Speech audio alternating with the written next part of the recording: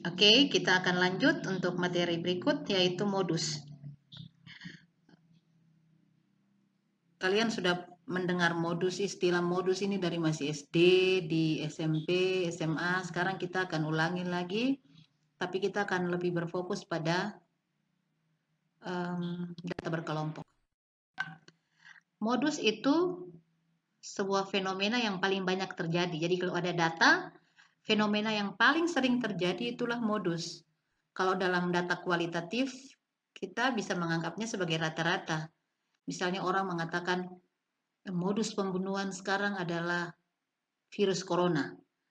Maka rata-rata yang paling banyak orang mati itu karena corona gitu. Itulah modus. Kalau ada data, modus itu adalah data yang paling sering muncul. Dan kalau data itu data kuantitatif dalam bentuk angka, bilangan, maka data dengan frekuensi terbanyak itulah modusnya. Seperti biasa kita akan lihat dari modus data tunggal. Modus itu data yang paling banyak muncul.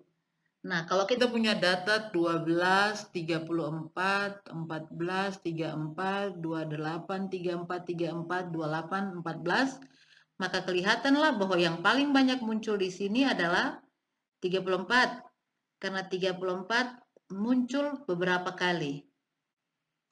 Kita lihat saja 34. 1, 2, 3, 4 kali.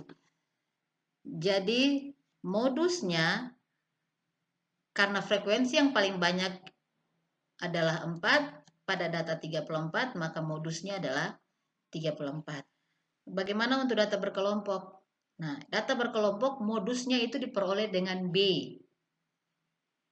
B itu apa? B itu batas bawah kelas modus. Jadi pertama kita tentukan dulu kelas modus. Dapat kelas modus itu dari mana? Kita lihat manakah interval yang memiliki frekuensi paling banyak. Interval itulah yang kita ambil sebagai, kita tetapkan sebagai kelas modus. Nah, kalau sudah kita dapat kelas modusnya, maka kita bisa menentukan batas bawah dari kelas modus tersebut, B, batas bawah. Kemudian P adalah panjang kelas modus. Pasti panjang kelas semua sama ya. Kita pakai panjang kelas salah satu aja boleh, tapi di sini karena kelasnya kelas modus, maka kita pakai panjang kelas modus. Kemudian apa itu FB? FB adalah selisih frekuensi kelas modus dengan frekuensi kelas sebelum. Jadi frekuensi kelas modus dengan kelas sebelum kelas modus, kita cari selisihnya.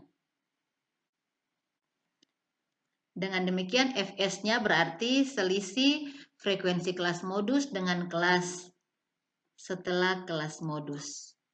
Jadi kelas modus itu punya frekuensi yang paling besar. Kita kurangkan dengan frekuensi kelas sebelumnya. Dapatlah Fb. Lalu kemudian kita kurangkan dengan frekuensi kelas sesudahnya. Dapatlah Fs. Lalu kita mencari nilai modusnya. Batas bawah tadi ditambah dengan panjang kelas modus dikalikan dengan selisih kelas modus dengan kelas sebelumnya dibagi dengan selisih kelas modus dengan kelas sesudahnya ditambah selisih kelas modus dengan kelas sebelumnya. Oke, lihat contoh. Ingat tadi kita harus menentukan, langkah pertama yang harus dibuat adalah tentukan dulu kelas modusnya. Sekarang kita gunakan lagi data yang sudah kita gunakan dari awal untuk mencari min, rata-rata ukur, rata-rata harmonik. Kita gunakan lagi datanya. Datanya masih sama. Nah, kalau data ini kita tentukan dulu yang pertama tadi adalah kelas modus. Perhatikan di kolom frekuensi. Frekuensi yang paling banyak adalah 11. 11 itu ada pada kelas interval 71 sampai 75. Berarti kelas interval ketiga dengan nilai 71 sampai 75 dengan frekuensi 11 itulah yang merupakan kelas modus. Setelah kita tetapkan kelas modus, maka kita akan menetapkan batas bawahnya. Batas bawahnya adalah 71 kurang 0,5. Berarti B-nya adalah 70,5. Kemudian, frekuensi kelas modus dikurangi dengan frekuensi kelas sebelumnya. 11 kurang 9 itu 3. Berarti FB-nya, 11 kurang 9 itu 2. Berarti FB-nya 2. Kemudian FS, frekuensi kelas modus dengan kelas sesudahnya. 11 kurang 2 itu 9. Lalu kita tinggal masukkan di dalam rumus modus. Modus dapat dari 70,5 ditambah 5 kali 2 per 2 tambah 9. Ingat, mengapa jangan pernah menambahkan dengan 5 dulu. Kalikan 5 dulu dengan 2 per 11. Baru hasilnya dijumlahkan dengan 70,5. Maka kita ketemu 71,41. Ingat, kalau kamu nilai modus, ternyata nilai modus itu tidak ada dalam kelas modus, maka pasti ada perhitungan yang salah. Kita dapat modus di sini adalah 71,41.